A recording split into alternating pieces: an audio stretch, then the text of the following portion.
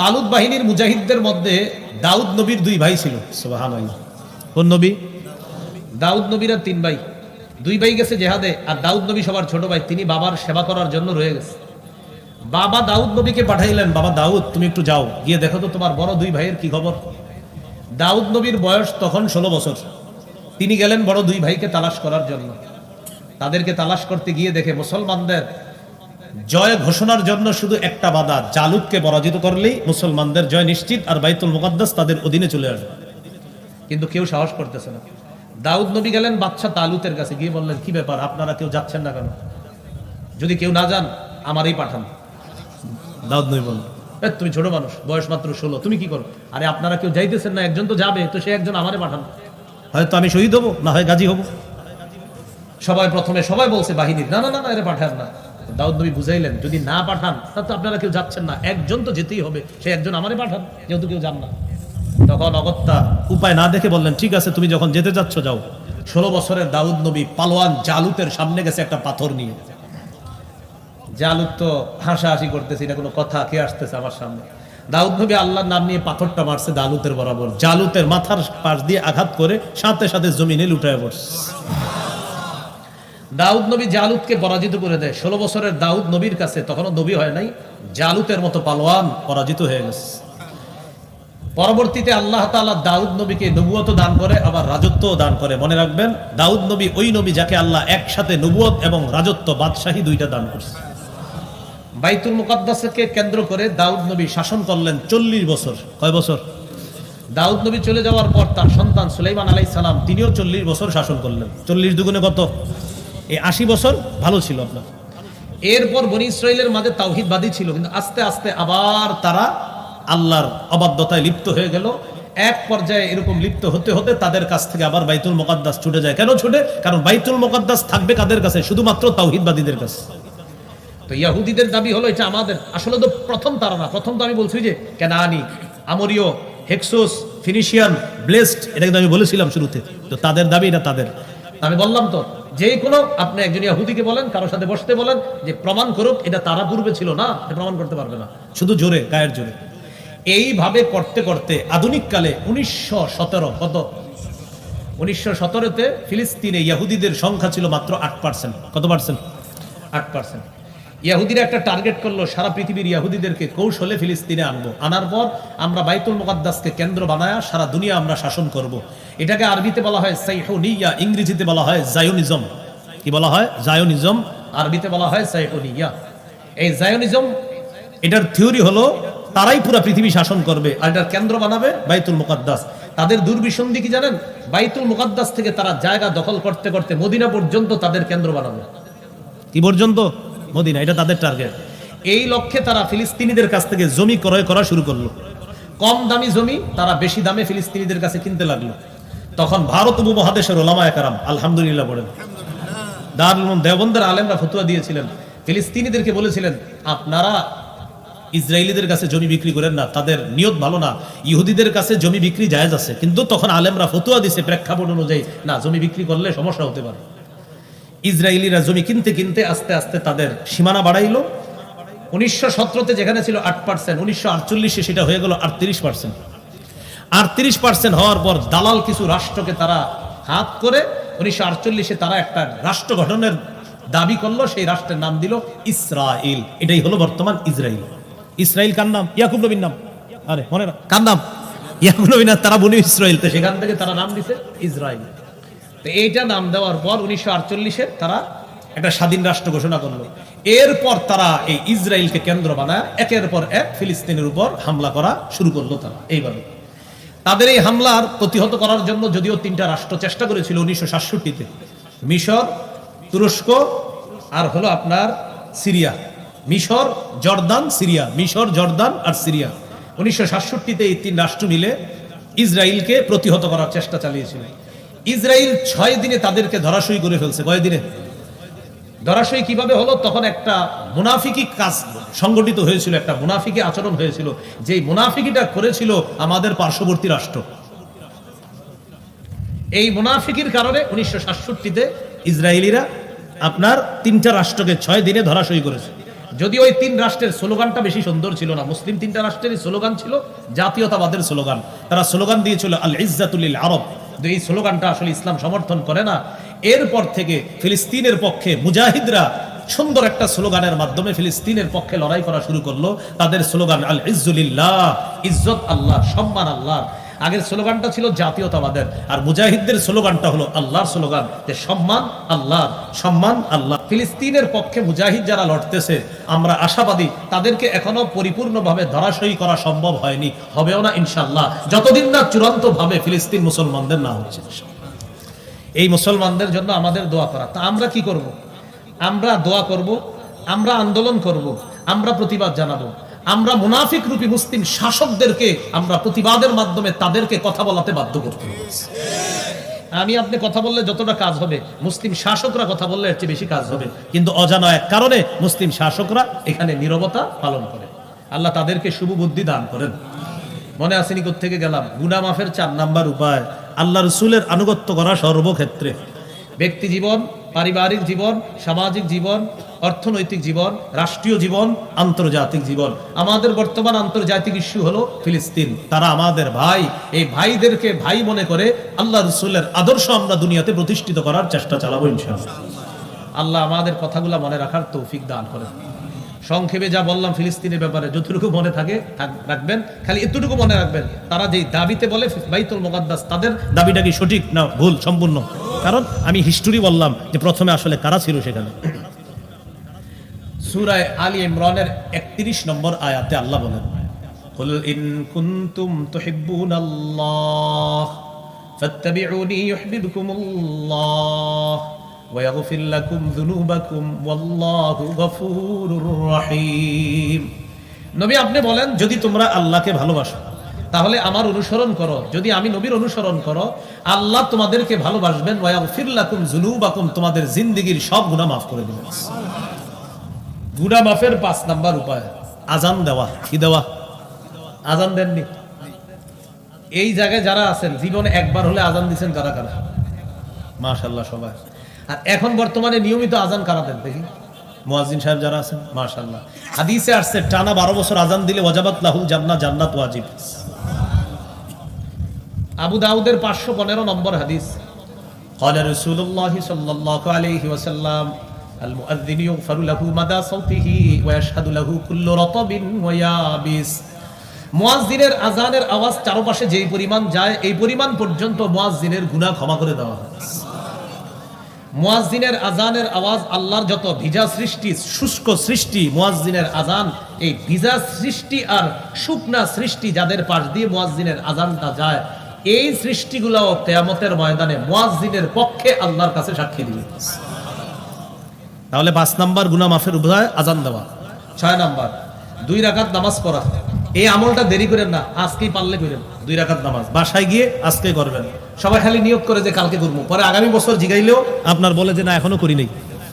2 রাকাত নামাজ যদি পারেন আজকেই পড়বেন ইনশাআল্লাহ।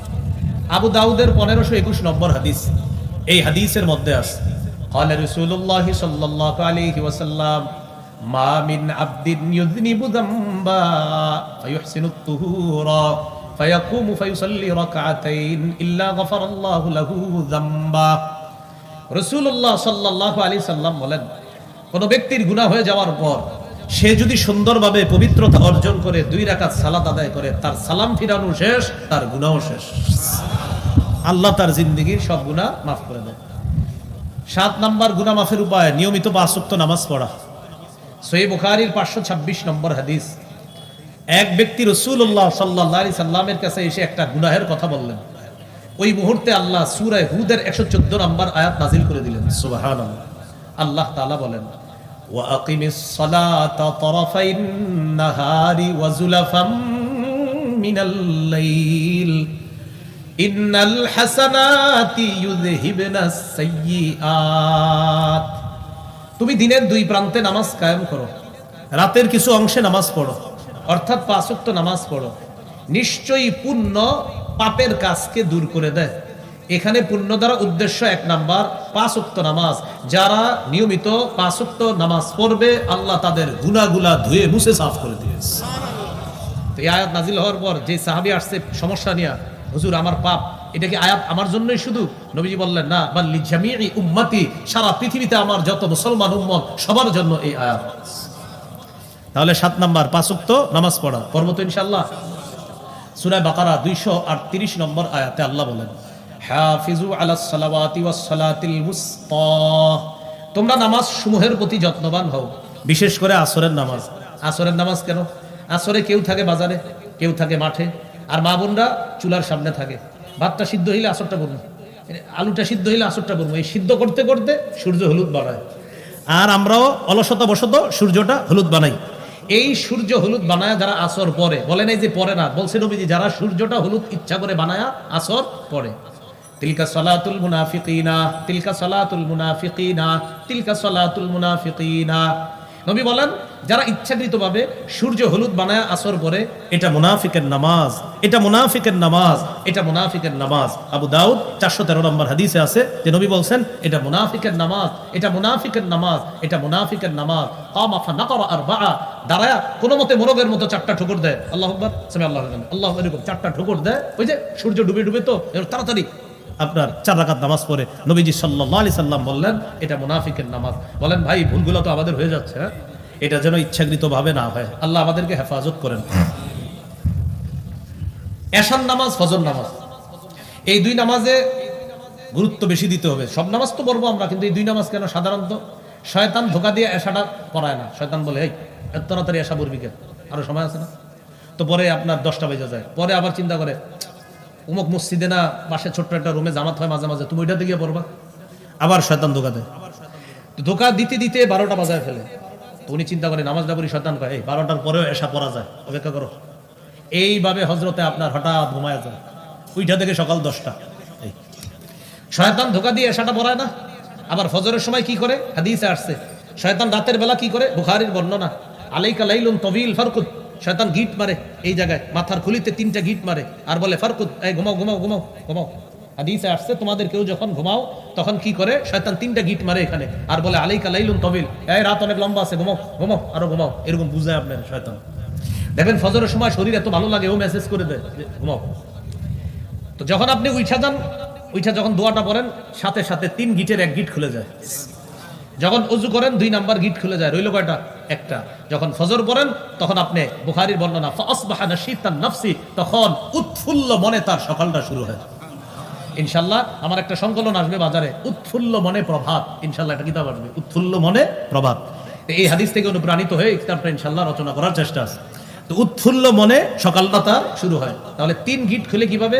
উইঠা দোয়া পড়লেন 1 গিট, ওযু করলেন আরেক গিট খুলে, নামাজ পড়লে আরেক গিট খুলে। সত্যি সত্যি দেবেন ফজরটা পড়ার পর শরীরের মধ্যে একটা চাঙ্গা ভাব কাজ করে। আল্লাহ আমাদের সকলকে এশা ফজর অন্যান্য নামাজের পাশাপাশি এই 2টা সালাত আর ওই যে আসর, এগুলা গুরুত্ব দেওয়ার তৌফিক দান করেন। রাসূলুল্লাহ সাল্লাল্লাহু আলাইহি সাল্লাম বলেন, মান সাল্লাল ইশা ফি জামাআ, কেউ যদি এশার নামাজ জামাতে পড়ে ঘুমায়ও থাকে, অর্ধেক রাত জেগে ইবাদত করার সওয়াব আল্লাহ দান করবেন। ওয়া মান সাল্লাল গাদাতা ফি জামাআ ফাকান্নামা সাল্লাল লাইলা কুল্লাহ, কেউ যদি ফজরের নামাজ জামাতে পড়ে, আল্লাহ তাকে সারা রাত নামাজ পড়ার সওয়াব দান করবেন। আপনি এশা জামাতে পড়ে ঘুমায় গেছেন, ঘুম থেকে উইঠা ফজর পড়ছেন, আর সারা রাত কোনো ইবাদত করেন নাই, এশার নামাজ জামাতে পড়ে ঘুমায় গেছেন, উইঠা ফজর পড়ছেন, বাস এই 2টা নামাজ আপনি জামাতে পড়ছেন। নবীজি বলেন তুমি সারা রাত ইবাদত করলে যেই সওয়াব হইতো, ওই সওয়াব আল্লাহ দিয়ে দিবেন। তাহলে 5 ওয়াক্ত নামাজে গুরুত্ব দেওয়া, কতগুলো? 7। 8 নাম্বার জামাতের সাথে নামাজ পড়া। এক ব্যক্তি নবীজির কাছে আসছে, সহিহ মুসলিমের বর্ণনা, আয়েশা বলতেছে আকিম আলাইয়া হাদ্দা, হুজুর আমি তো শেষ। কি হইছে তোমার? আমি এমন এক পাপ করছি, আপনি এই মুহূর্তে বিচার না করলে আমি শেষ, আপনি বিচার করেন। ইতিমধ্যে জামাত দাঁড়ায় গেছে, নবীজি ইমামতি করলেন, নামাজ পড়াইলেন। নামাজের পর নবীজি বললেন আহাদারতাস সালাতা মানা, আচ্ছা এই তুমি কি আমাদের সাথে জামাতে নামাজ পড়ছো? তিনি বললেন জি। ও তুমি যে সমস্যা নিয়ে আমার কাছে আসছিলা, জামাতে নামাজ পড়ার কারণে আল্লাহ মাফ করে দিয়েছে। এগুলো 8 নাম্বার জামাতে নামাজ পড়া। গুনাহ মাফের 9 নাম্বার উপায়, গুনাহ হয়ে গেলে সাথে সাথে একটা ভালো কাজ করা। আমি কিন্তু বলি নাই গুনাহ করে ফেললে, বলছি গুনাহ হয়ে গেলে। কারণ এক চালাক মানুষ আছে, এরা আবার কি করবে, এই বয়ান উল্টা বুঝা এখন থেকে একটা গুনাহ করবে, ভালো কাজ করবে। বিষয়টা কিন্তু এমন না, আমি বলছি গুনাহ হইলে। মুসলমান গুনাহ করতে পারে না, মুসলমানের গুনাহ শয়তানের ধোকায় হতে পারে। একটা গুনাহ হয়ে গেলে সাথে সাথে একটা ভালো কাজ করা। তিরমিজির হাদিস 1887 নম্বর হাদিস, রাসূলুল্লাহ সাল্লাল্লাহু আলাইহি সাল্লাম আবু যর গিফারি রাদিয়াল্লাহু তাআলা আনহুকে বলেন ইত্তাকিল্লাহা হাইসুমা কুনতা, যেখানে থাকো আল্লাহকে ভয় করো। ওয়া আতবি'is সাইয়্যাতাল হাসানাতা তামহুহা, খারাপ কাজ হয়ে গেলে ভালো কাজ করবা, তোমার ভালো কাজটা খারাপ কাজকে মিটিয়ে দিবে।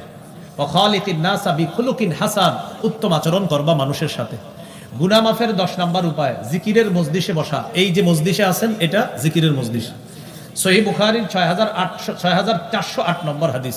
এই হাদিসে আসছে ফেরেশতারা এই মুহূর্তে আমাদের এই পুরা গোটায় যারা দাঁড়িয়ে আছি বসে আছি পুরা মজলিসটাকে ঘেরাও করে আল্লাহর আসমান পর্যন্ত চলে গেছে। আল্লাহ তাআলা হাদিসের শেষে আসছে আল্লাহ ফেরেশতাদেরকে বলেন ইশহাদু আন্নী কাদ গাফারতু লাহুম, রূপসা ওই মাঠে যে মানুষগুলো একত্রিত হয়েছে তোমরা সাক্ষী থাকো আমি আল্লাহ তাদেরকে মাফ করে দিলাম। তাহলে 10 নাম্বার জিকিরের মজলিসে বসা। 11 নাম্বার সর্বশেষ জিকির করা। কি করা? জিকির করা। আহাব্বুল কালামি ইলাল্লাহি আরবা, আল্লাহর কাছে 4টা বাক্য জিকির সবচেয়ে পছন্দের। সুবহানাল্লাহ, আলহামদুলিল্লাহ, লা ইলাহা ইল্লাল্লাহ, আল্লাহু আকবার। এই 4টার মধ্যে আবার সবচেয়ে শ্রেষ্ঠ কোনটা? আফজালুয যিকরি লা ইলাহা ইল্লাল্লাহ, সবচেয়ে শ্রেষ্ঠ জিকির হলো লা ইলাহা ইল্লাল্লাহ। একবার মুহাম্মদের সাথে পড়ি তো আমরা, লা ইলাহা ইল্লাল্লাহ। বাস। তিরমিজির 3592 নম্বর হাদিস, রাসূলুল্লাহ সাল্লাল্লাহু আলাইহি সাল্লাম বলেন কোন ব্যক্তি ইখলাসের সাথে একবার লা ইলাহা ইল্লাল্লাহ পড়লে ইল্লা ফুতিহাত লাহু আবওয়াবুস সামা হাত্তা তুফজিয়া ইলাল আরশ, আসমানের সবগুলা দরজা খুলে দেওয়া হয় তার লা ইলাহা ইল্লাল্লাহ যেন আরশ পর্যন্ত পৌঁছে যায়। তাহলে পড়ব তো ইনশাআল্লাহ। এবার আমার সাথে বলেন 5 ওয়াক্ত নামাজের পর 33 বার সুবহানাল্লাহ, 33 বার আলহামদুলিল্লাহ, 33 বার আল্লাহু আকবার, 33 বলেন 99 বার পড়ার পর 100তম বারে এই দোয়াটি পড়ব। পড়েন লা ইলাহা ইল্লাল্লাহু ওয়াহদাহু লা শারীকা লাহ ওয়া লাহুল হামদু ওয়া হুয়া আলা কুল্লি শাইইন কাদির গুফিরাত খাতায়াহু ওয়া ইন কানাত মিসলা জাবাদিল বাহরি, সমুদ্রের ফেনা পরিমাণ গুনাহ আল্লাহ মাফ করে দেন। আরেকটা 100 বার পড়বেন ডেইলি। সহিহ বুখারী 6405 নম্বর হাদিসে আছে রাসূলুল্লাহ সাল্লাল্লাহু আলাইহি সাল্লাম বলেন কেউ যদি দৈনিক 100 বার এটা পড়ে সুবহানাল্লাহি ওয়া বিহামদিহি, বাস আবার সুবহানাল্লাহি ওয়া বিহামদিহি, সুবহানাল্লাহি ওয়া বিহামদিহি, এতটুকুই 100 বার, তার সমুদ্রের ফেনা পরিমাণ গুনাহ আল্লাহ মাফ করে দেন। মনে থাকবেন ইনশাআল্লাহ। তাহলে গুনাহ মাফের 11টা কারণ জানলাম, 70টার বেশি কারণ আছে, 11টা কারণ জানলাম। ইনশাআল্লাহ 2-3 মাস বা 4-5 মাসের মধ্যে আমার একটা সংকলন আসবে, নাম পাপ। কি নাম? কিতাব আসবে পাপ। এই পাপের মধ্যে ইনশাআল্লাহ আশা করি 70টার বেশি আরো কারণ আপনারা পাবেন। পাপ একটা কিতাবই আসবে, নাম হবে পাপ, ওখানে ইনশাআল্লাহ পাবেন। আজকের যে আলোচনাগুলো আপাতত এইগুলা, আমার একটা সংকলন আছে মিম্বরের আমানত, 1 থেকে 10 খণ্ড। আজকের আলোচনাগুলো পাবেন 9ম খণ্ডের শেষ আলোচনা, আর 10ম খণ্ডের আলোচনা হলো এখন থেকে কোরবানি পর্যন্ত কিভাবে কাটাবেন, কোরবানির গরুর কালারটা কেমন হবে, পা কেমন হবে, নাক চোখ কেমন হবে, 10 নম্বর খণ্ডের আলোচনা। হজের আলোচনা, মুহররম মাসকে কেন্দ্র করে অনেকে চিন্তা করে মনে বিয়ে দেওয়া যাবে না, আসলে কথাগুলো সঠিক কিনা, এটা 10 নম্বর খণ্ডের আলোচনা। প্রথম খণ্ডের আলোচনা সন্তানের 64টি অধিকার, দ্বিতীয় খণ্ডের আলোচনা শিরিক বেদাত কুফর তাওহীদ, তৃতীয় খণ্ড হালাল হারাম, চতুর্থ খণ্ড স্বামীর 24টা অধিকার, স্ত্রীর 19টা অধিকার, পঞ্চম খণ্ড লা ইলাহা ইল্লাল্লাহর ব্যাখ্যা, ষষ্ঠ খণ্ড নামাজ, সপ্তম অষ্টম খণ্ড নাপাক পাকের মাসালা আর নামাজের মাসালা, নবম খণ্ড নামাজ, নবম খণ্ড যাকাত, রমজান, ঈদ, ঈদ পরবর্তী করণীয়, আর 10ম খণ্ড হলো ঈদ উল ফিতরের পর থেকে সফর মাস পর্যন্ত যে করণীয়গুলো আছে এই আলোচনা 10ম খণ্ডের। আলহামদুলিল্লাহ, আলহামদুলিল্লাহি কাফা ওয়া সালামুন আলা ইবাদিহিল্লাযীনা ইসতাফা, আম্মা বা'দু ফাআউযু বিল্লাহি মিনাশ শাইতানির রাজীম, বিসমিল্লাহির রহমানির রহিম,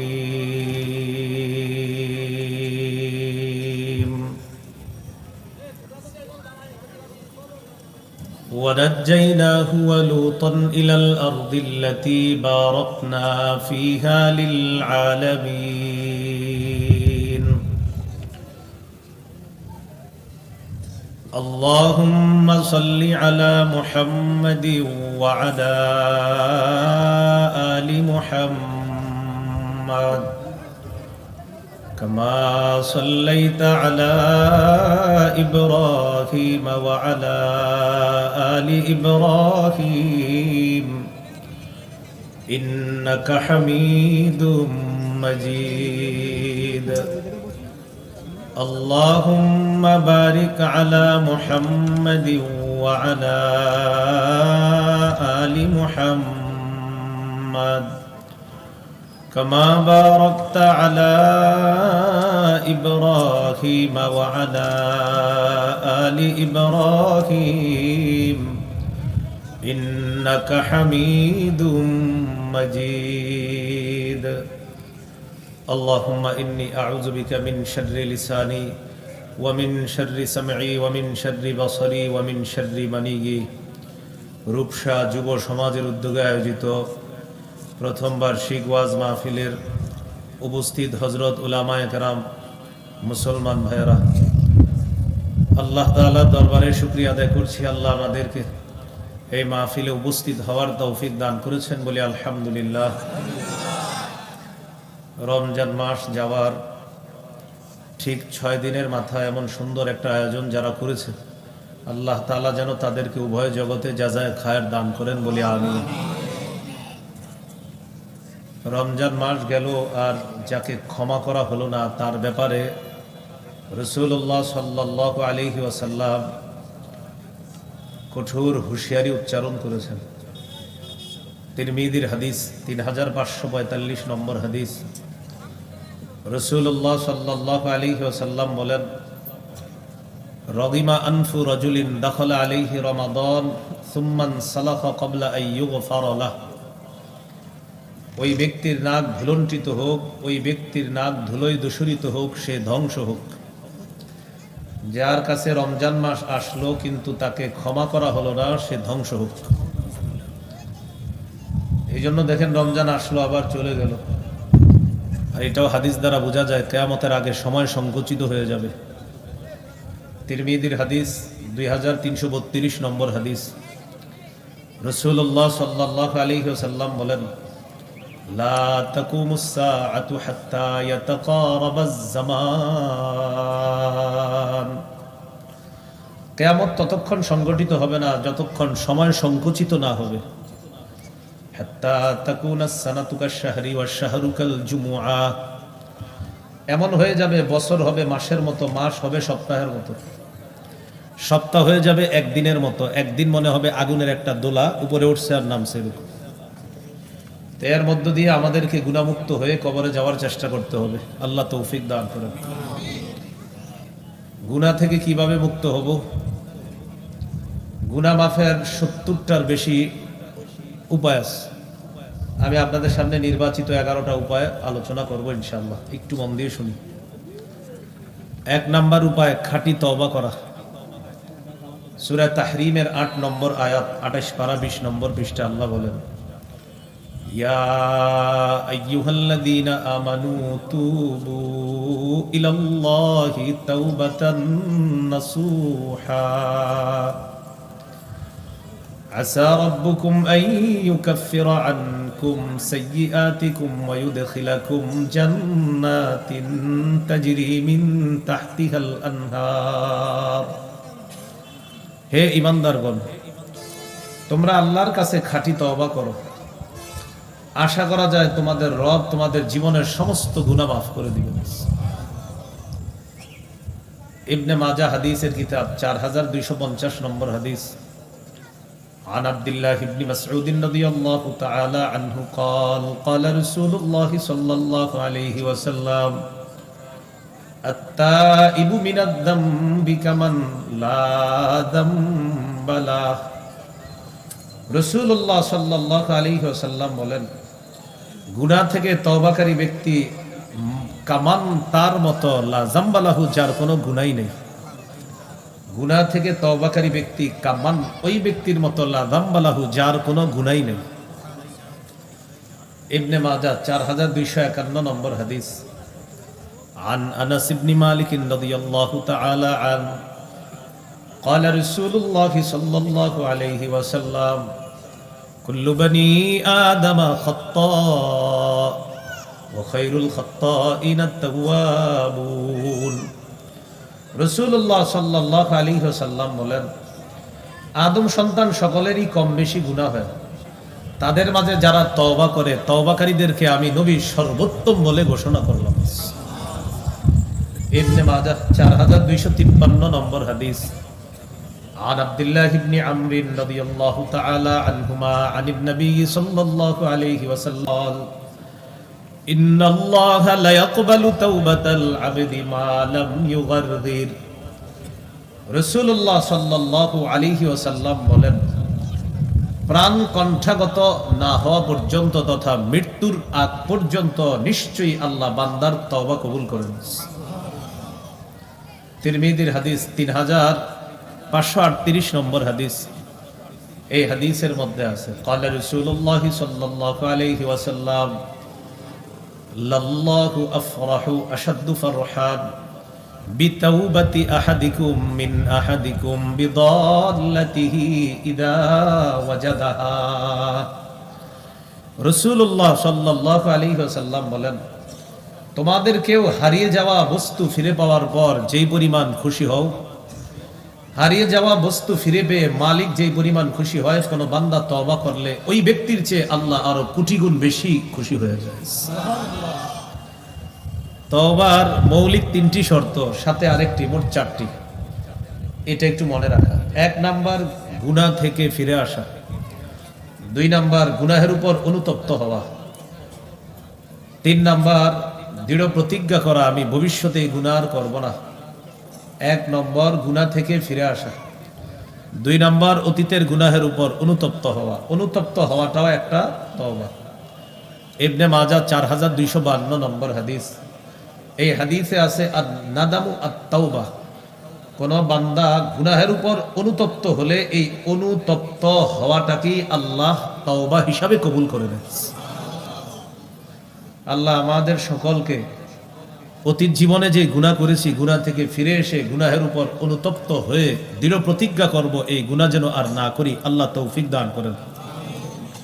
4 নাম্বার আরেকটা গুরুত্বপূর্ণ কথা, আমার আপনার জিম্মায় কোনো বান্দার হক থেকে থাকলে এই হক আদায় করে দেওয়া, এটা আল্লাহ মাফ করবে না, এটা ওই বান্দার থেকে ক্ষমা চেয়ে নিতে হবে। আল্লাহ আমাদের সকলকে 4 শর্ত পূরণ করে খাঁটি তওবা করার তৌফিক দান করেন। এইগুলো আজকের আলোচনার প্রথম কথা। গুনাহ থেকে মাফের 1 নাম্বার উপায় খাঁটি তওবা করা। 2 নাম্বার উপায় ইস্তেগফার বেশি বেশি পড়া। আস্তাগফিরুল্লাহ, আস্তাগফিরুল্লাহ, আস্তাগফিরুল্লাহ। সূরা আলী ইমরানের 135 নম্বর আয়াতে আল্লাহ বলেন, ওয়াল্লাযীনা ইযা ফাআলু ফাহিশাতান আও যালামু আনফুসাহুম যাকারুল্লাহ ফাস্তাগফিরু লিযুনুবিহিম ওয়া মান ইয়াগফিরুয-যুনুবা ইল্লাল্লাহ ওয়া লাম ইউসিররু আলা মা ফাআলু ওয়া হুম ইয়ালামুন। যারা কোনো অশ্লীল কাজ করে ফেলে অথবা গুনাহের মাধ্যমে নিজেদের উপর জুলুম করে, সাথে সাথে আল্লাহকে স্মরণ করে, আল্লাহর কাছে ইস্তেগফার পাঠ করে, ক্ষমা প্রার্থনা করে, আল্লাহ বলেন, আরে আল্লাহ ছাড়া গুনাহ মাফ করার আছেই বা কে? আমি আল্লাহই তো গুনাহ মাফ করব। ওয়ালাম ইউসিররু আলা মা ফাআলু ওয়া হুম ইয়ালামুন। তারা জেনে শুনে বারবার এই গুনাহ করে না। এই আয়াত থেকে 4টি বিষয়। 1 নাম্বার, আমাদের কারো গুনাহ হয়ে গেছে। 2 নাম্বার, সাথে সাথে আল্লাহকে স্মরণ করলাম। 3 নাম্বার, সাথে সাথে আল্লাহর কাছে ক্ষমা চাইলাম। 4 নাম্বার, আমি জেনে শুনে এই গুনাহটা আর করি না। আল্লাহ তাআলা বলেন, তো আমি আল্লাহ গুনাহ মাফ করব না তো করবে কে? তাহলে বেশি বেশি ইস্তেগফার পাঠ করা, এটা গুনাহ মাফের 2 নাম্বার উপায়। আজকের আলোচনা গুনাহ মাফের 3 নাম্বার উপায়। এটা যদি আমার সাথে একটু বলেন তাহলে মনে থাকবে। বলেন, ক্ষমা পাওয়ার আশায় বারবার ক্ষমা চাওয়া। আল্লাহ আপনি মাফ করেন, আল্লাহ মাফ করেন, আল্লাহ মাফ করে, এরকম। তো এরপর আপনার টেনশন হইতেছে, আচ্ছা মাফ করছেনি তো আবার হ্যাঁ হ্যাঁ আলহামদুলিল্লাহ করছে, আশাবাদী, আল্লাহ আপনি করেন, আল্লাহ আপনি মাফ করেন, এরকম বারবার ক্ষমার আশায় বারবার ক্ষমা চাওয়া। হাদিসে কুদসির মধ্যে আসছে, তিরমিজির বর্ণনা 3540 নম্বর হাদিস। এই হাদিসটি হাদিসে কুদসি, মানে আল্লাহর বক্তব্য। আল্লাহ তাআলা বলেন, ইয়া ইবনা আদম ইন্নাকা মা দাউতানি ওয়া রাজাউতানি গফারতু লাকা আলা মা কানা মিনকা ওয়ালা উবালি। হে আদম সন্তান, ক্ষমার আশায় তুমি যতবার আমাকে ডাকো আমি ততবার তোমাকে ক্ষমা করে দেই, এতে আমি আল্লাহ কারো পরোয়া করি না। তাহলে ক্ষমার আশায় বারবার আল্লাহর কাছে ক্ষমা চাও। এবার আল্লাহ বলেন, ইয়াবনা আদম লাউ বালাগাত যুনুবুকা আনানাস সামা সুম্মা ইস্তাগফারতানি গফারতু লাক। আদম সন্তান, তোমার গুনাহ যদি আকাশের চূড়ায় গিয়ে পৌঁছে যায়, আর যদি তুমি আমার কাছে ক্ষমা প্রার্থনা করো, আমি তোমার আকাশ পরিমাণ গুনাহ মাফ করে দিতে আমি আল্লাহ কারো পরোয়া করি না। তবে শর্ত ওই যে ওই চারটা শর্ত: ফিরে আসা, অনুতপ্ত হওয়া, দৃঢ় প্রতিজ্ঞা করা গুনাহ না করা, আর বান্দার হক থাকলে আদায় করে দেওয়া। বাস এই শর্ত পূরণ করেন, আকাশ পরিমাণ গুনাহ আছে, আল্লাহর কাছে ক্ষমা চান, আল্লাহ মাফ করে দিবেন। হাদিসের শেষে আল্লাহ বলেন, ইয়াবনা আদম ইন্নাকা লাউ আতাইতানি বিকুরাবিল আরদি খাতায়া সুম্মা লাকিতানি লা তুশরিকু বি শাইআ লা আতাইতুকা বিকুরাবিহা মাগফিরা। তুমি যদি দুনিয়ার রাশি রাশি বালু পরিমাণ গুনাহ নিয়ে আমার কাছে আসো, আর আমি যদি দেখি তোমার গুনাহের মধ্যে শিরিক নাই, রাশি রাশি বালু পরিমাণ গুনাহ নিয়ে আমার কাছে আসছো কিন্তু গুনাহের মধ্যে দেখলাম শিরিক নাই, আমি আল্লাহ বালু পরিমাণ ক্ষমা দিয়ে তোমাকে ক্ষমা করে দিব। তাহলে আজকের আমাদের আলোচনার 3 নম্বর আলোচনা, ক্ষমা পাওয়ার আশায় বারবার আল্লাহর কাছে ক্ষমা চাওয়া। 4 নম্বর, সর্বক্ষেত্রে বলি রাসূলুল্লাহ সাল্লাল্লাহু আলাইহি সাল্লামের আদর্শ বাস্তবায়নের মাধ্যমে তার পূর্ণ আনুগত্য করা। ব্যক্তি জীবন, পারিবারিক জীবন, সামাজিক জীবন, অর্থনৈতিক জীবন, আন্তর্জাতিক জীবন, রাষ্ট্রীয় জীবন, সর্বক্ষেত্রে রাসূলের আদর্শ বাস্তবায়ন করার মাধ্যমে নবীর আনুগত্য করলে আল্লাহ আমাদেরকে মাফ করে দিবেন। ব্যক্তি জীবনে আপনি সুন্নাহগুলো পালন করেন, পরিবারকে উৎসাহিত করেন, সামাজিক জীবনে আপনি সুন্নাহর ব্যাপক প্রচার প্রসার করেন, অর্থনৈতিক জীবনে আপনি সুদ খান না, বরং আল্লাহ রাসূলের নির্দেশিত পথ অনুযায়ী আপনার জীবন পরিচালনা করেন। রাষ্ট্রীয় জীবনে আপনার আশা এদেশে যেন ইসলাম কায়েম হয়ে যায়, আর আল্লাহ যেন একজন আদর্শ পুরুষ শাসক এদেশে দিয়ে দেয়, এটা আপনার আশা। সবাই তো চুপ হয়ে গেল না? এটা তো আসলেও ঠিক। আল্লাহর কাছে দোয়া করবেন কিয়ামতের আগে যেন বাংলাদেশে আর কোনো নারী শাসক না হয়। রাসূলুল্লাহ সাল্লাল্লাহু আলাইহি সাল্লাম বলেন, লা ইউফলিহা কওমুন ওয়াল্লাউ আমরাহুম ইমরাআতান। বুখারীর বর্ণনা, ওই জাতি কিছুতেই সফল হবে না যে জাতি তাদের নেতৃত্বে কোনো নারীকে ক্ষমতায় বসায় দেয়। এজন্য আগামীতে স্বপ্ন দেখবেন আমাদের দেশ যেন ইসলামী রাষ্ট্র হয়, আর একজন আদর্শ সভ্য পুরুষ শাসক যেন আল্লাহ আমাদেরকে দিয়ে দেয়। আন্তর্জাতিক জীবনে আল্লাহ রাসূলের আদর্শ বাস্তবায়ন করা। আমার আগে যে হযরত ফিলিস্তিন নিয়ে কথা বলতেছিলেন, ফিলিস্তিনের আলোচনা শুধু হযরত করলে হবে না, আপনাদের প্রত্যেকে ফিলিস্তিনের আলোচনা করতে হবে। ফিলিস্তিন এটা এমন একটা ইস্যু, এখন চা দোকানের সামনে 4-5 জন যখন চা পান করবেন তখনও ফিলিস্তিন নিয়ে আলোচনা করবেন। বন্ধু 2 জন আলোচনা করতেছেন, 5 মিনিট কথার মধ্যে 2 মিনিট ফিলিস্তিন নিয়ে কথা বলবেন। আপনার স্ত্রীর সাথে আপনি একান্তে কথা বলতেছেন, বিবির সাথে 1-2 মিনিট ফিলিস্তিন নিয়ে কথা বলবেন। আপনার আগামী প্রজন্মের মাথায় ফিলিস্তিনের ব্যাপারটা ঢুকিয়ে দিতে হবে। এই জন্য ফিলিস্তিনের ইস্যুটা এটা ভুলে যাওয়ার ইস্যু না।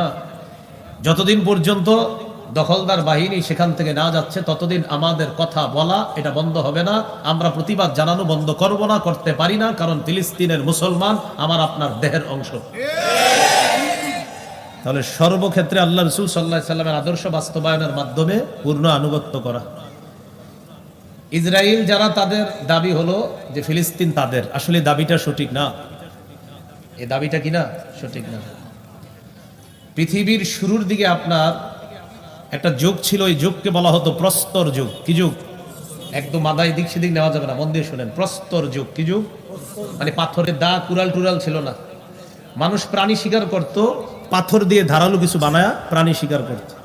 ওই যুগটাকে বলা হয় প্রস্তর যুগ, পাথরের যুগ। ওই যুগে মানুষ কয়েকটা বিষয়ে মনোযোগ দিয়েছে: শিকার এবং খাদ্য সংগ্রহ পর্ব, আরেকটা হলো কৃষি সম্প্রসারণ এবং জনপদ পর্ব, আরেকটা হলো বিভিন্ন ধাতু আবিষ্কার। এই চেষ্টা চালাইতেছিল।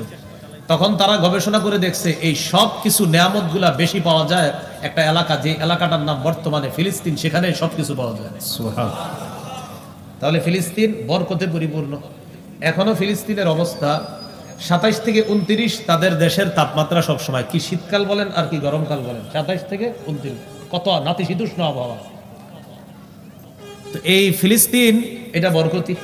এই জন্য শুরুতে একটা আয়াত তেলাওয়াত করছি আমি, সূরা আম্বিয়ার 71 নম্বর আয়াত, ওয়ানাজ্জাইনাহু ওয়া লূতান ইলাল আরদিল্লাতী বারাকনা ফিহা লিল আলামিন। ইব্রাহিম নবী এবং লূত নবীকে আমি জালেমদের থেকে মুক্ত করে তাদেরকে সফর করিয়ে আমি বরকতপূর্ণ এলাকায় নিয়ে গেলাম, যেই এলাকাটা সারা দুনিয়ার জন্য আমি বরকতপূর্ণ বানিয়েছি। এটা হলো সেই ফিলিস্তিন। খ্রিস্টপূর্ব 3200 সনের কথা। তখন ব্রোঞ্জ যুগের সূচনা হয়। ব্রোঞ্জ যুগ, ব্রোঞ্জ বুঝেন? ব্রোঞ্জ হলো দেখবেন পুরস্কার দেয়, স্বর্ণ রূপার মেডেল, ব্রোঞ্জের মেডেল এটা দেয় পুরস্কার। এই ব্রোঞ্জ যুগে মানুষ সর্বপ্রথম টিন আবিষ্কার করে। টিন, এই যে আশেপাশে টিন আছে, টিন আবিষ্কার করে। ব্রোঞ্জ যুগে যখন মানুষ প্রবেশ করে তখন আরব উপদ্বীপ থেকে কেনানি সম্প্রদায় ফিলিস্তিনে যায়। আরব উপদ্বীপ থেকে কেনানি সম্প্রদায় ফিলিস্তিনে যায়। তারা গিয়ে ফিলিস্তিনে বসবাস। তখনও ফিলিস্তিনের নাম কিন্তু ফিলিস্তিন না। আমি বারবার ফিলিস্তিন বলতেছি, কিন্তু ফিলিস্তিনের নাম কি না আমি বলতেছি। ফিলিস্তিন কিভাবে হয়েছে? কেনানিরা গিয়ে সেখানে বসবাস শুরু করে। কেনানিদের একটা অংশের নাম ছিল ফিনিশিয়ান সম্প্রদায়।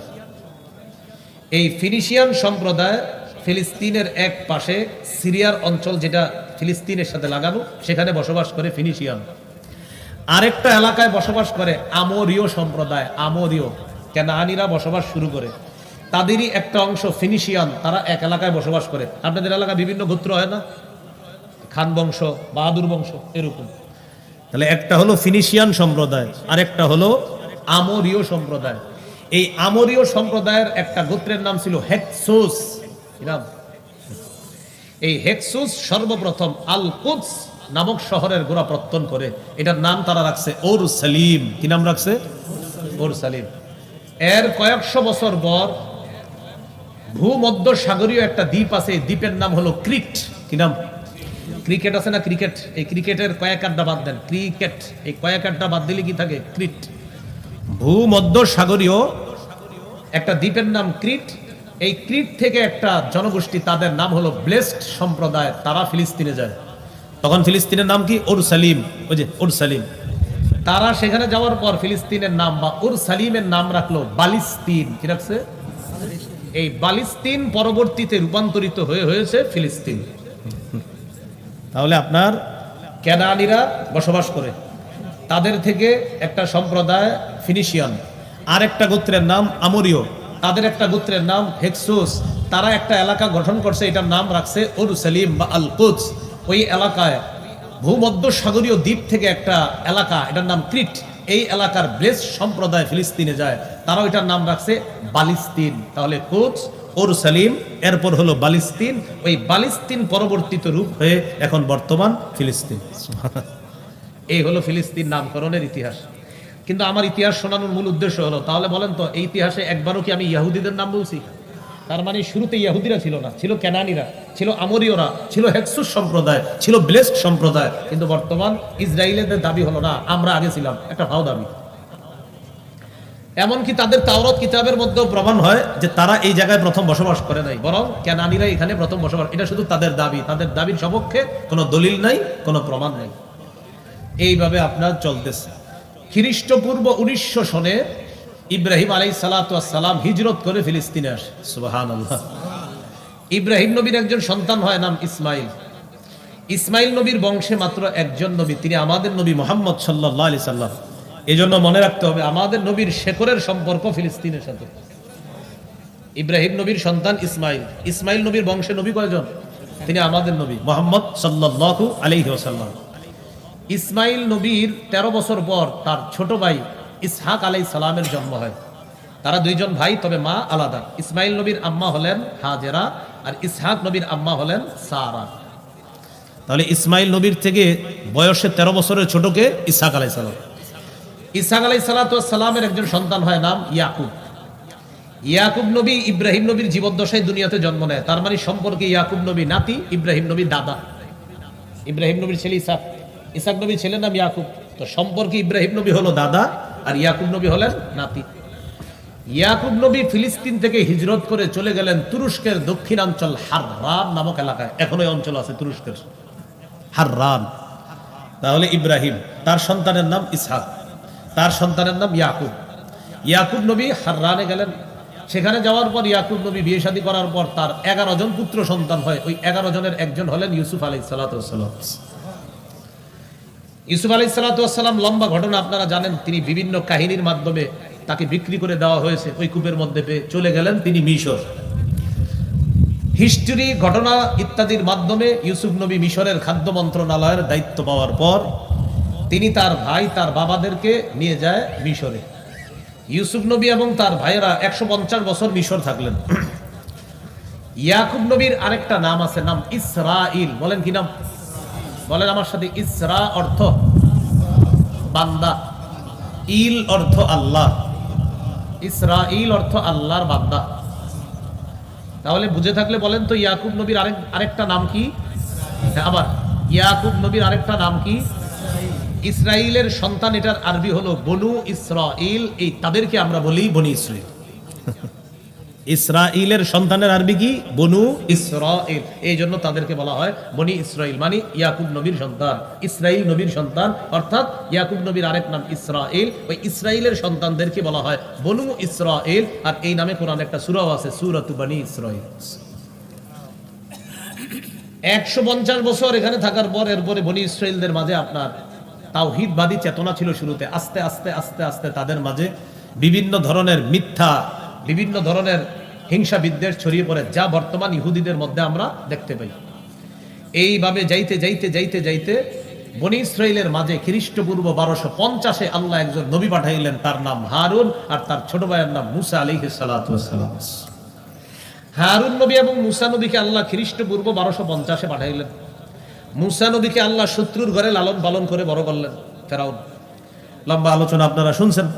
শেষমেশ ফেরাউন মুসা নবীর বাহিনীকে ধাওয়া করছে। নদী পাড়ি দিয়ে মুসা নবী তার বাহিনী নিয়ে চলে গেলেন ওপাশে। মুসা নবীর বাহিনীর নাম কি? বনি ইসরাইল। হ্যাঁ, বনি ইসরাইল। তারা তখন আবার তাওহীদবাদী হয়েছে ওই নবীর দাওয়াতে। নদী পাড়ি দেওয়ার পর মিশর থেকে মুসা নবী চলে গেলেন ওপাশে। ওপাশে যাওয়ার পর যে এলাকায় উঠলেন, এই এলাকাটার নাম সিনাই। কি নাম? এটা আছে কোরআনে, ওয়াত্তিন ওয়াজ্জাইতুন ওয়াতুরি সিনিন। এই সিনিন, এটা সিনাই পর্বতের কথা। তাহলে ইব্রাহিম নবী ফিলিস্তিনে আসলেন, তার সন্তান ইসহাক, ইসহাক নবীর সন্তান ইয়াকুব, ইয়াকুব নবীর সন্তান ইউসুফ। ইউসুফ নবী ঘটনার মাধ্যমে মিশরে গেলেন, তিনি তার আব্বাকে মিশর নিয়ে গেলেন। ইউসুফ নবীর পরে বনি ইসরাইলদের মাঝে অনেক ঝামেলা শুরু হয়, তাদের মাঝে অনেক সমস্যা হয়। খ্রিস্টপূর্ব 1250-এ তাদের মাঝে আল্লাহ একজন নবী পাঠাইলেন, তার নাম মুসা। তিনি তার দল বল সহ চলে গেলেন মিশর থেকে, নদী পাড়ি দিয়ে, লোহিত সাগর পাড়ি দিয়ে ও পাশে গেলেন, সিনাই উপত্যকায় গিয়ে অবস্থান করলেন। মুসা নবী তার জাতিকে বললেন, চলো আমরা মূর্তি পূজারীদের সাথে লড়াই করে বাইতুল মুকাদ্দাস উদ্ধার করি। বাইতুল মুকাদ্দাস তখন মূর্তি পূজারীদের দখলে। মুসা নবীর বাহিনীকে নিয়ে তিনি রওনা করলেন ফিলিস্তিন। তিনি ফিলিস্তিন গেলেন। ফিলিস্তিন যাওয়ার পর মূল এলাকায় ঢোকার আগে একটা দেয়াল আছে, এই দেয়ালের কাছে গিয়ে বনি ইসরাইল বলতেছে, আমরা যাব না, তুমি আর তোমার রব গিয়ে লড়াই করো, আমরা লড়াই করব না। আল্লাহ তাআলা তাদের উপর রাগ করে তাদেরকে ওই এলাকায় আটকায়া দিলেন। এই এলাকাটার নাম হলো তিহ। কি নাম? মনে থাকবে নি? তিহ। কি নাম? তয় দীর্ঘিকার হা, মানে তয় দীর্ঘিকার হ। হ্যাঁ, তয় দীর্ঘিকার হ। কি বলেন তো? তিহ। তিহ আর তাইয়া হা, তিহ। তাহলে সিনাই থেকে তারা চলে গেলেন ফিলিস্তিন। যাওয়ার পর যে প্রাচীর আছে শহরে ঢুকার, এই প্রাচীরের কাছে গিয়ে আমরা যাব না। আল্লাহ এদেরকে ওখানে আটকায় দিলেন। উদ্ভ্রান্তের মতো সেখানেই তারা ঘুরতে লাগলো, তিহ নামক প্রান্তরে। এরা ঘুরতে ঘুরতে আপনার যায়, গিয়ে দেখে আবার ওখানেই আছে, মানে ঘুরতে ঘুরতে আপনার যায়, চলে যাবো, গিয়ে দেখে ওখানেই আছে আবার। এটা তাদের জন্য শাস্তি। মুসা নবী সেখানেই মারা গেছে, ইন্তেকাল করলেন। মুসা নবীর পর আল্লাহ মুসা নবীর খাদেম ইউশা আলাইহিস সালামকে নবুয়ত দান করলেন। সুবহানাল্লাহ। খ্রিস্টপূর্ব 1190-এ ইউশা নবী বনি ইসরাইলকে বুঝাইলেন, চলো আমরা ফিলিস্তিন গিয়ে বাইতুল মুকাদ্দাস উদ্ধার করি। কিছু মুজাহিদদেরকে তিনি রাজি করায়া মূর্তি বাহিনী যারা আছে, মূর্তি পূজারী, তাদের বিরুদ্ধে লড়াই করে ইউশা নবী বাইতুল মুকাদ্দাস উদ্ধার করলেন। এখন বাইতুল মুকাদ্দাস আল্লাহর একত্ববাদে বিশ্বাসীদের দখলে চলে আসলো। ইউশা নবী কি করলেন, সেটা দখল করার পর আশেপাশের এলাকা মেম্বার চেয়ারম্যানরা নিয়ন্ত্রণ করে। তো ওই সময় এলাকা নিয়ন্ত্রণ করার জন্য এমপি মন্ত্রী ইত্যাদি দরকার। তিনি কি করলেন, বিভিন্ন এলাকায় বিচারক নিয়োগ করে দিলেন। বিচারকের কাজ হলো বিচার করা, কিন্তু ওই যুগে বিচারক কি করবে, বিচারক করবে, এমপিগিরি করবে, মন্ত্রীগিরি, চেয়ারম্যান মেম্বার যা সব কাজ উনি একা করবে, বিচারক। এই জন্য ওই যুগটাকে বলা হয় বিচারকদের যুগ। কি বলা হয়, বিচারকদের যুগ। ইউশা নবী ইন্তেকাল করলেন। বিচারকদের মাঝে একজন বিচারকের নাম আপনারা মনে রাখেন, তার নাম শামুবিল। কি নাম, শামুবিল। বিচারকরা দেশ চালায়, আশেপাশের লোকেরা এটা মানে না, তোর বিচারকরা দেশ চালায় বুঝলে এটা মানি না আমরা। তখন তারা দূর থেকে খালি ফিলিস্তিনের উপর হামলা চালায়, বাইতুল মুকাদ্দাসের উপর হামলা চালায়। হামলা চালাইতে চালাইতে এক পর্যায়ে দুদি একটা সম্প্রদায় আছে, তারা হামলা চালায়া আবার বাইতুল মুকাদ্দাস আল্লাহ বিশ্বাসী তাওহীদবাদীদের থেকে ছিনায় নিয়ে নিয়েছে। ছিনিয়ে নিয়ে যাওয়ার পর এবার বনি ইসরাইলরা আবার সেখান থেকে দূরে সরে গেল। তখনও বনি ইসরাইলরা তাওহীদে বিশ্বাসী, আর তাদের মাঝে বিচারকরা আছে, কিন্তু একজন বিচারকের নাম আপনাদেরকে মুখস্থ করাইছে। আমি কি নাম, এই শামবিল নামক বিচারককে আল্লাহ নবী বানায় দিলেন। তিনি হলেন শামবিল আলাইহিস সালাতু ওয়াস সালাম। শামবিল নবী হওয়ার পর বনি ইসরাইলকে বুঝাইলেন, চলো আবার বাইতুল মুকাদ্দাস আমরা উদ্ধার করি জিহাদের মাধ্যমে। বনি ইসরাইল বলল, না, তুমি আল্লাহর কাছে, আপনি আল্লাহর কাছে দোয়া করেন, আল্লাহ যেন একজন বাদশা দিয়ে দেয়, ওই বাদশার অধীনে থেকে আমরা বাইতুল মুকাদ্দাস উদ্ধার করব। তখন শামবিল নবী আল্লাহর কাছে দোয়া করলেন, আল্লাহ ইবআস লানা মালিকান নুকাতিল ফি সাবিলিল্লাহ। তো যাই হোক, শামবিল নবী আল্লাহকে বলার পর আল্লাহ একজন বাদশা নিয়োগ করে দিলেন। ওই বাদশার নাম তালুত। কি নাম, ত আলিফ লাম ওয়াও তা, নাম তালুত। তালুত বাদশা হওয়ার পর বনি ইসরাইল নবী শামবিলকে বলতে লাগলেন, ও শামবিল আলাইহিস সালাম, তালুত আবার কে? বলতেছে, তালুতই তো তোমাদের বাদশা, যিনি জিহাদের ময়দানে নেতৃত্ব দিবে, যার অধীনে তোমরা লড়াই করে বাইতুল মুকাদ্দাস উদ্ধার করবা। বনি ইসরাইল বলে, না, আমরা এটা করব না। কেন? তালুত আবার কে? এর কে চিনে? আন্না ইয়াকুনু লাহুল মুলকু ওয়া নাহনু আহাক্কু, আন্না ইয়াকুনু লাহুল মুলকু আলাইনা ওয়া নাহনু আহাক্কু বিল মুলকি মিনহু ওয়া লাম ইউতা সাআতাম মিনাল মাল। সে আমাদের উপর কিভাবে রাজত্ব করবে? তার তো টাকা পয়সাও নাই। এখান থেকে বোঝা যায় আগের যুগে মানুষের মাথায় এটা ছিল যে টাকা পয়সায় নেতা হওয়ার মাপকাঠি, যেটা আমাদের বর্তমান যুগেও অনেক গোবর মার্কা মস্তিষ্কের মধ্যে এটাই চিন্তা, নেতা হইতে হলে টাকা থাকতে হয়। টাকা থাকতে হয় মানে আমারে খাওয়াবে একজন নেতা এসে 500, আরেকজন 1000, আরেকজন 2000, এইভাবে 500 কোটি খরচ করে তাকে আমরা নেতা বানাবো। এরপর তিনি এই 500 কোটি উদ্ধার করার জন্য রডের পরিবর্তে বাঁশ দিবে। আমাদের মাথায় ঢুকছে নেতা হতে গেলে কি লাগে, এটা কিন্তু আগেও ছিল এই কথা। তো বনি ইসরাইল বলল কি, তার তো টাকা পয়সা নাই, সে কিভাবে নেতৃত্ব দিবে? শামবিল নবী বললেন, তার টাকা নাই, তবে দুইটা যোগ্যতা আছে। সুবহানাল্লাহ। জাদাহু বাসতাতান ফিল ইলমি ওয়াল জিসম, আল্লাহ তাকে প্রচুর বিদ্যা দান করেছেন, তার সিনা ভর্তি বিদ্যা আর বিদ্যা। আর জিহাদের ময়দানে নেতৃত্ব দেওয়ার জন্য তার শারীরিক যে শক্তি দরকার, এটাও তার আছে। দুই গুণ আছে, টাকা পয়সা না থাকলেও। অতএব তাকে তোমরা নেতা মেনে নাও। শামবিল আলাইহিস সালাতু ওয়াস সালাম তালুতকে নেতা মানার জন্য বলল। এবার বনি ইসরাইল রাজি হলো। তালুত তাদেরকে নিয়ে রওনা করলেন, বাইতুল মুকাদ্দাস উদ্ধার করবে। যার বিরুদ্ধে লড়াই করবে তার নাম জালুত। কি নাম? জালুত। তার বিরুদ্ধে লড়াই করার জন্য গেলেন, লম্বা আলোচনা। তালুত জালুতের বিরুদ্ধে লড়াই করতে যাওয়ার পর তাদের সাথে লড়াইয়ে মাশাআল্লাহ আল্লাহ তাআলা তালুত বাহিনীকেই বিজয় দান করতেছে। সুবহানাল্লাহ।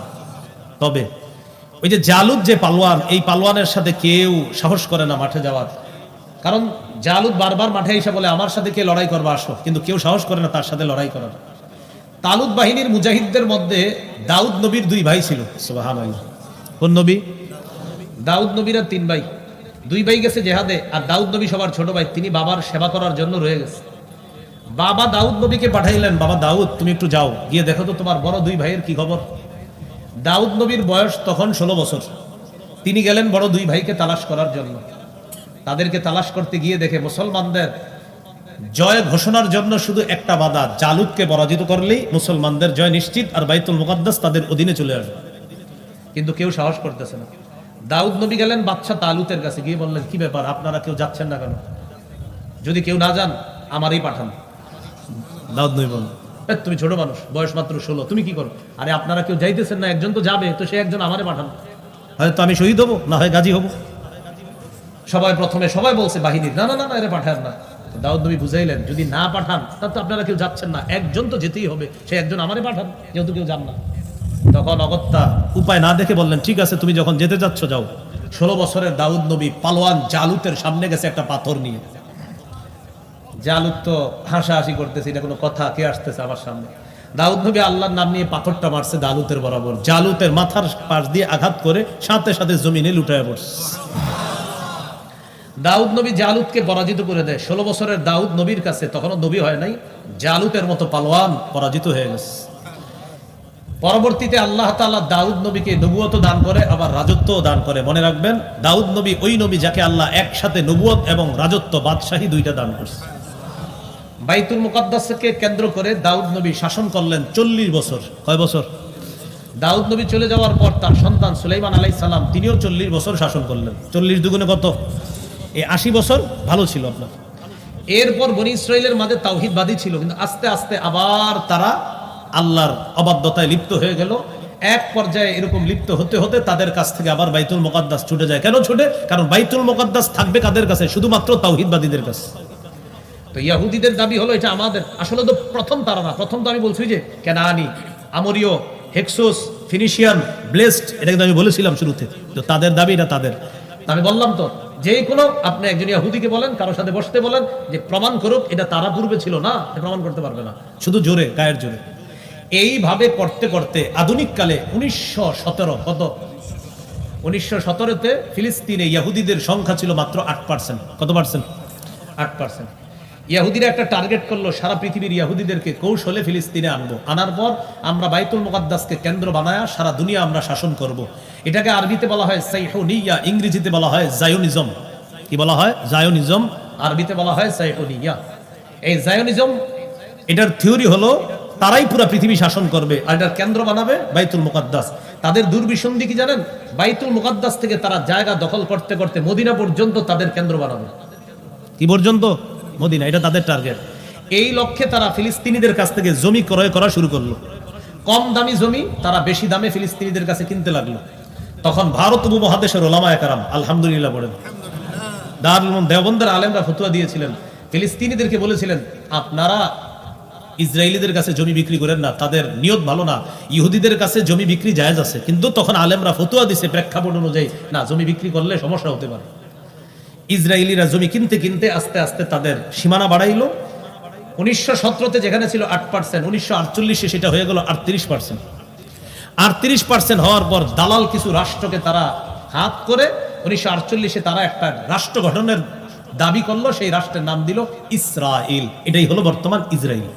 ইসরায়েল কার নাম? ইয়াকুব নবীর নাম। আরে মনে না, কার নাম? ইয়াকুব নবী না, তারা বনি ইসরায়েল, তো সেখান থেকে তারা নাম দিছে ইসরায়েল। তো এইটা নাম দেওয়ার পর 1948-এ তারা একটা স্বাধীন রাষ্ট্র ঘোষণা করলো। এরপর তারা এই ইসরায়েলকে কেন্দ্র বানায় একের পর এক ফিলিস্তিনের উপর হামলা করা শুরু করলো। তারা এইবার তাদের এই হামলার প্রতিহত করার জন্য যদিও 3টা রাষ্ট্র চেষ্টা করেছিল 1967-তে, মিশর, তুরস্ক আর হলো আপনার সিরিয়া। মিশর, জর্দান, সিরিয়া। মিশর, জর্দান আর সিরিয়া। 1967-তে এই 3 রাষ্ট্র মিলে ইসরায়েলকে প্রতিহত করার চেষ্টা চালিয়েছিল। ইসরায়েল 6 দিনে তাদেরকে ধরাশয়ী করে ফেলছে। কয় দিনে? ধরাশয়ী কিভাবে হলো? তখন একটা মুনাফিকি কাজ সংগঠিত হয়েছিল, একটা মুনাফিকি আচরণ হয়েছিল, যে মুনাফিকিটা করেছিল আমাদের পার্শ্ববর্তী রাষ্ট্র। এই মুনাফিকির কারণে 1967-তে ইসরায়েলিরা আপনার 3টা রাষ্ট্রকে 6 দিনে ধরাশয়ী করেছে। যদি ওই 3 রাষ্ট্রের স্লোগানটা বেশি সুন্দর ছিল না, মুসলিম 3টা রাষ্ট্রেরই স্লোগান ছিল জাতীয়তাবাদের স্লোগান। তারা স্লোগান দিয়েছিল আল ইজ্জাতুল লিল আরব। এই স্লোগানটা আসলে ইসলাম সমর্থন করে না। এরপর থেকে ফিলিস্তিনের পক্ষে মুজাহিদরা সুন্দর একটা স্লোগানের মাধ্যমে ফিলিস্তিনের পক্ষে লড়াই করা শুরু করলো। তাদের স্লোগান আল ইজ্জুলিল্লাহ, ইজ্জত আল্লাহ, সম্মান আল্লাহ। আগের স্লোগানটা ছিল জাতীয়তাবাদের, আর মুজাহিদদের স্লোগানটা হলো আল্লাহর স্লোগান, যে সম্মান আল্লাহ, সম্মান আল্লাহ। ফিলিস্তিনের পক্ষে মুজাহিদ যারা লড়তেছে, আমরা আশাবাদী তাদেরকে এখনো পরিপূর্ণভাবে ধরাশয়ী করা সম্ভব হয়নি, হবেও না ইনশাআল্লাহ, যতদিন না চূড়ান্ত ভাবে ফিলিস্তিন মুসলমানদের না হচ্ছে। এই মুসলমানদের জন্য আমাদের দোয়া করা। তা আমরা কি করব? আমরা দোয়া করব, আমরা আন্দোলন করব, আমরা প্রতিবাদ জানাবো। আমরা মুনাফিক রূপী মুসলিম শাসকদেরকে আমরা প্রতিবাদের মাধ্যমে তাদেরকে কথা বলাতে বাধ্য করতে হবে। আমি আপনি কথা বললে যতটা কাজ হবে, মুসলিম শাসকরা কথা বললে এর চেয়ে বেশি কাজ হবে। কিন্তু অজানা এক কারণে মুসলিম শাসকরা এখানে নীরবতা পালন করে। আল্লাহ তাদেরকে শুভ বুদ্ধি দান করেন। মনে আসেনি কোত্থেকে গেলাম? গুনাহ মাফের 4 নাম্বার উপায় আল্লাহ রসুলের আনুগত্য করা সর্বক্ষেত্রে। ব্যক্তি জীবন, পারিবারিক জীবন, সামাজিক জীবন, অর্থনৈতিক জীবন, রাষ্ট্রীয় জীবন, আন্তর্জাতিক জীবন। আমাদের বর্তমান আন্তর্জাতিক ইস্যু হলো ফিলিস্তিন। তারা আমাদের ভাই। এই ভাইদেরকে ভাই মনে করে আল্লাহ রসুলের আদর্শ আমরা দুনিয়াতে প্রতিষ্ঠিত করার চেষ্টা চালাবো ইনশাআল্লাহ। আল্লাহ আমাদের কথাগুলো মনে রাখার তৌফিক দান করেন। সংক্ষেপে যা বললাম ফিলিস্তিনের ব্যাপারে, যতটুকু মনে থাকে রাখবেন। খালি এতটুকু মনে রাখবেন, তারা যেই দাবিতে বলে বাইতুল মুকাদ্দাস, তাদের দাবিটা কি সঠিক না ভুল সম্পূর্ণ? কারণ আমি হিস্টোরি বললাম যে প্রথমে আসলে কারা ছিল সেখানে। সূরা আলী ইমরানের 31 নম্বর আয়াতে আল্লাহ বলেন, কুল ইন কুনতুম তুহিব্বুনাল্লাহ ফাত্তাবিউনি ইউহিব্বুকুমুল্লাহ ويغفر لكم ذنوبكم والله غفور رحيم। নবী আপনি বলেন, যদি তোমরা আল্লাহকে ভালোবাসো তাহলে আমার অনুসরণ করো। যদি আমি নবীর অনুসরণ করো, আল্লাহ তোমাদেরকে ভালোবাসবেন। ওয়াগফির লাকুম যুনুবাকুম, তোমাদের জিন্দেগীর সব গুনাহ মাফ করে দিবেন। গুনাহ মাফের 5 নাম্বার উপায় আযান দেওয়া। কি দেওয়া? আযান দেননি? এই জায়গায় যারা আছেন জীবনে একবার হলে আযান দিবেন কারা কারা? মাশাআল্লাহ সবাই। আর এখন বর্তমানে নিয়মিত আযান কারা দেন দেখি? মুয়াজ্জিন সাহেব যারা আছেন, মাশাআল্লাহ। হাদিসে আসছে টানা 12 বছর আযান দিলে ওয়াজাবাত লাহুল জান্নাহ, জান্নাত ওয়াজিব। আবু দাউদের 515 নম্বর হাদিস, قال رسول الله صلى الله عليه وسلم المؤذن يغفر له مدى صوته ويشهد له كل رطب ويابس। মুয়াজ্জিনের আযানের আওয়াজ চারপাশে যেই পরিমাণ যায়, এই পরিমাণ পর্যন্ত মুয়াজ্জিনের গুনাহ ক্ষমা করে দেওয়া হয়। মুয়াজ্জিনের আযানের আওয়াজ আল্লাহর যত ভিজা সৃষ্টি, শুষ্ক সৃষ্টি, মুয়াজ্জিনের আযান এই ভিজা সৃষ্টি আর শুকনা সৃষ্টি যাদের পাশ দিয়ে মুয়াজ্জিনের আযানটা যায়, এই সৃষ্টিগুলোও কিয়ামতের ময়দানে মুয়াজ্জিনের পক্ষে আল্লাহর কাছে সাক্ষী দিবে। তাহলে 5 নাম্বার গুনাহ মাফের উপায় আযান দেওয়া। 6 নাম্বার 2 রাকাত নামাজ পড়া। এই আমলটা দেরি করেন না, আজকেই পারলে করেন। 2 রাকাত নামাজ বাসায় গিয়ে আজকে করবেন। সবাই খালি নিয়োগ করে যে কালকে করবো, পরে আগামী বছর জিগাইলেও আপনার বলে যে না এখনো করি নাই। 2 রাকাত নামাজ যদি পারেন আজকেই পড়বেন ইনশাআল্লাহ। আবু দাউদের 1521 নম্বর হাদিস, এই হাদিসের মধ্যে আছে, قال رسول الله صلى الله عليه وسلم ما من عبد يذنب ذنبا فيحسن الطهور فيقوم فيصلي ركعتين إلا غفر الله له ذنبا। রাসূলুল্লাহ সাল্লাল্লাহু আলাইহি সাল্লাম বলেন, কোন ব্যক্তির গুনাহ হয়ে যাওয়ার পর সে যদি সুন্দরভাবে পবিত্রতা অর্জন করে 2 রাকাত সালাত আদায় করে, তার সালাম ফিরানো শেষ, তার গুনাহ শেষ। আল্লাহ তার জিন্দেগীর সব গুনাহ মাফ করে দেয়। 7 নাম্বার গুনাহ মাফের উপায় নিয়মিত 5 ওয়াক্ত নামাজ পড়া। সহিহ বুখারীর 526 নম্বর হাদিস, এক ব্যক্তি রাসূলুল্লাহ সাল্লাল্লাহু আলাইহি সাল্লামের কাছে এসে একটা গুনাহের কথা বললেন। ওই মুহূর্তে আল্লাহ সূরা হুদের 114 নম্বর আয়াত নাযিল করে দিলেন। সুবহানাল্লাহ। আল্লাহ তাআলা বলেন, ওয়া আকিমিস সালাতা তারাফাইন নাহারি ওয়া যুলাফাম মিনাল লাইল ইন্নাল হাসানাতি ইউযহিবনাস সাইয়্যাত। তুমি দিনের 2 প্রান্তে নামাজ কায়েম করো, রাতের কিছু অংশে নামাজ পড়ো, অর্থাৎ 5 ওয়াক্ত নামাজ পড়ো। নিশ্চয়ই পুণ্য পাপের কাজকে দূর করে দেয়। এখানে পুণ্য দ্বারা উদ্দেশ্য 1 নাম্বার 5 ওয়াক্ত নামাজ। যারা নিয়মিত 5 ওয়াক্ত নামাজ পড়বে, আল্লাহ তাদের গুনাহগুলা ধুয়ে মুছে সাফ করে দিবে। তো এই আয়াত নাযিল হওয়ার পর যে সাহাবী আসছে